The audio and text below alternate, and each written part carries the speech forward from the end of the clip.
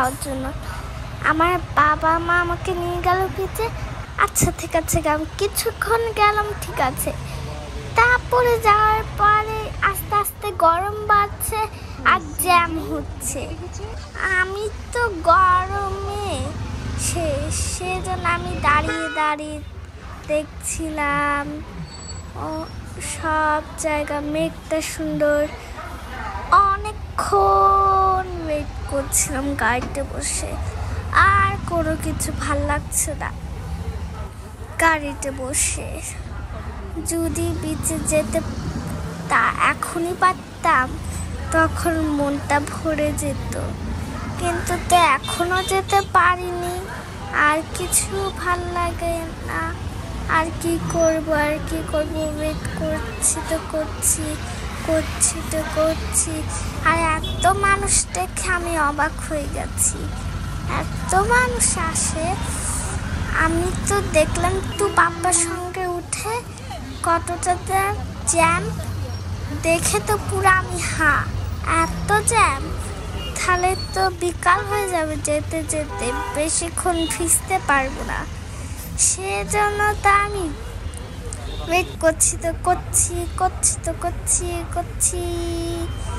আর ভাল লাগে না এতক্ষণ। আর কিছু ভাল লাগে না, ওয়েট করছি। এত গাড়ি, কেউই নামছে না। প্রথমে দেখলাম একটা গাড়ি হালকা নামলো, ভাবলাম যেতে পারবো। আর ওইদিকে গাড়িগুলো কি সুন্দরভাবে যাচ্ছে, আর আমাদের রাস্তা আটকানো। আর ভাল লাগে না, বসে আছি, বোরিং লাগছে। আর কি করা যায়, গাড়িগুলো চলছে, আমার মনটা ভরে গেছে। আমি যাওয়া শুরু করে দিলাম, তারপর আবার জ্যামে আটকে গেছি, বোরিং হয়ে গেলাম। আর ভাল লাগে না, আর কতক্ষণ নিজেরই ভাল লাগছে না। আর কতক্ষণ ওয়েট করছি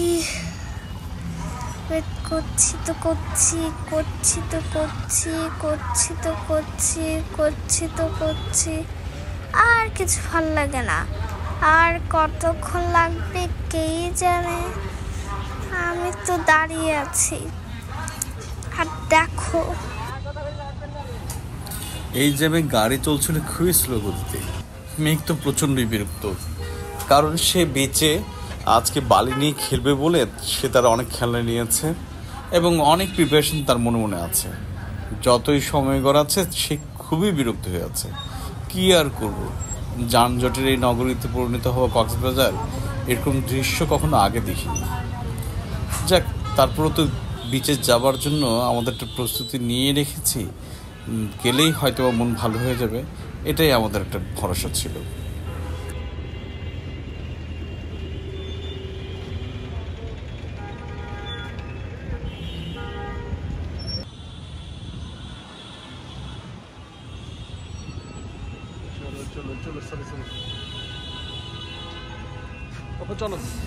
এত জ্যাম, কাছাকাছি চলে এসেছিলাম। আর কি করা, এত জ্যামের জন্য আমরা বাধ্য হয়ে হেঁটেই বিচে যাওয়া শুরু করেছি। মেঘের আর তরা সইছিল না, কি আর করার। অবশেষে আমি, আমার স্ত্রী আর মেঘ আমরা মিলেই একসাথে হাঁটা শুরু করলাম বিচের দিকে।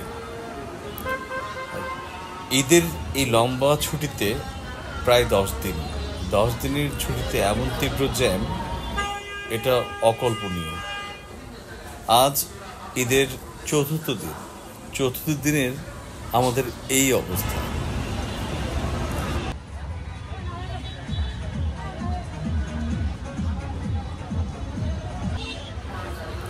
সবচেয়ে মজার ব্যাপার হলো, এত তীব্র জ্যামজট, এত কষ্টের মধ্যেও সাগর দেখার আনন্দের মানুষের শেষ নেই। সব কষ্ট, সব কিছুকে জয় করে মানুষ এখানে ঘুরতে আসতে মরিয়া। আসলে সাগর বলে কথা, প্রশান্তির একটা জায়গা, যেখানে গেলে সব কিছু ভুলে থাকা যায়।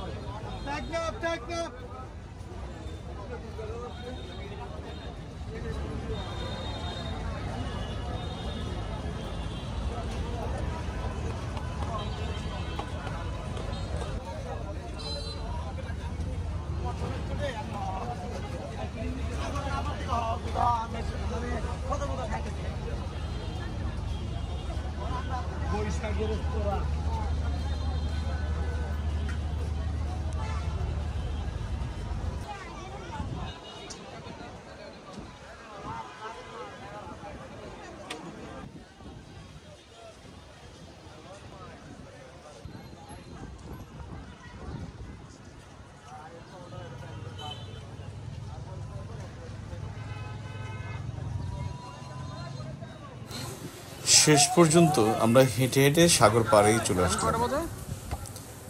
শান্তি।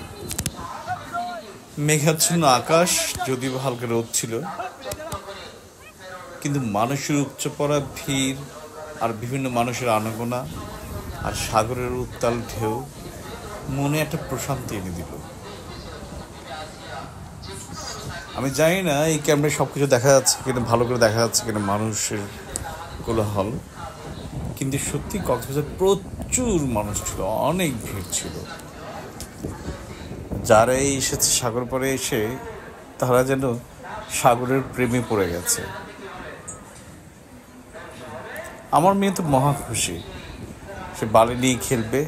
তার দীর্ঘ প্রায় 2 ঘন্টার মধ্যে জ্যামে আটকা থাকা সে ভুলে এখন সে সাগরের পানিতে দাপাদাপি করতে, বালি নিয়ে খেলার জন্য অস্থির হয়ে আছে।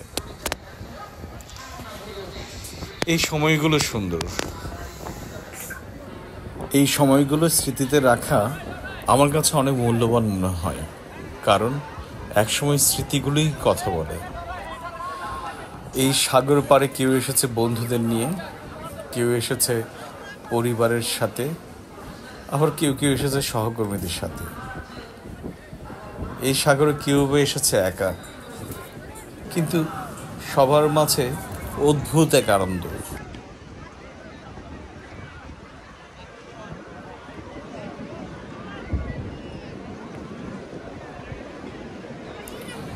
যারা বন্ধে কক্সবাজার ঘুরতে আগ্রহী তারা আসুন, নিষেধ নেই।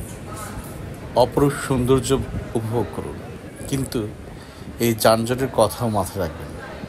একটু সহ্য করতে হবে, কারণ সুন্দরের জন্য অপেক্ষা করাটাই সবচেয়ে ভালো। আর সুন্দর কোনো জিনিস উপভোগ করতে গেলে একটু কষ্ট সহ্য না করলে তার উপভোগের মর্মটা বোঝা যায় না।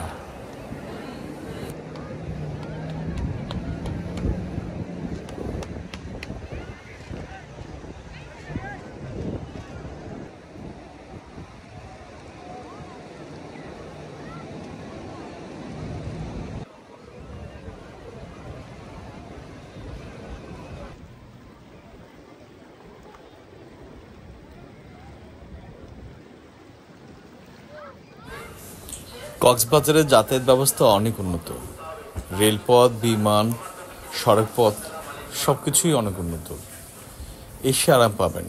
তবে বন্ধের সময় যেহেতু একটা পর্যটন নগরী, এখানে প্রচণ্ড মানুষ আসে ঘুরতে, একটু ঝামেলা তো পোহাতেই হয়। এখানে বিনোদনের জন্য আপনাদের অনেক ব্যবস্থাও আছে।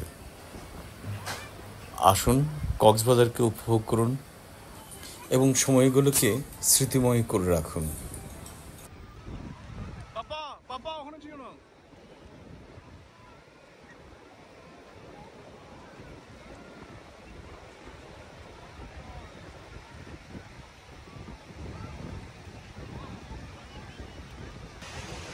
Yo me amarillo